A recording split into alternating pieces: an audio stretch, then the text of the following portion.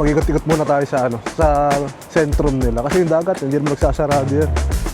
Eh dito maaga kasi magsarado yung mga store. So, ikot-ikot tayo. Baka may mga tindahan ng bike parts dito. Check natin. Ito yung mga shop sa sentrum nila, mga tindahan ng mga racing stuffs. Yung design nila yun, no?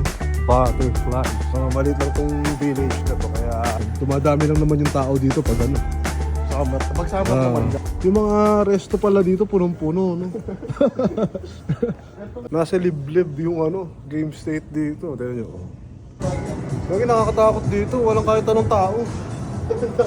Wala rin empleyado. Pero naka-on lahat ng nila. Kumikita kaya to? Kahit isang empleyado, wala pa kami nakikita. Kahit nga dito sa mismong desk nila, Di ba tinong sa desk, Lagi baka tayo lang nakakakita nito, Gab. Baka wala talaga to sa mapa. Oo, tayo lang ata dito. Kung gusto niyo maglaro dito, solo-solo niyo. Punta na kayo.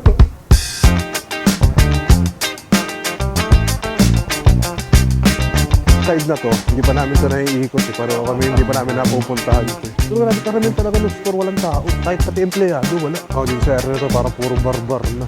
Nandun na tayo sa dagat kasi napaka-busy dito Ang daming gagawin na. Madaming, oo.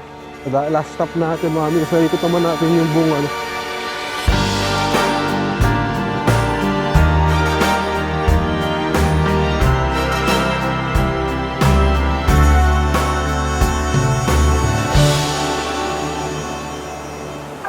doon na yun, mga windmill doon.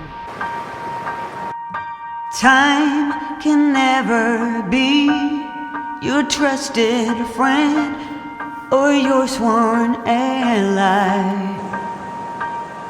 No, it's the harshest mistress of all. Ayun lang. And life is just a chain of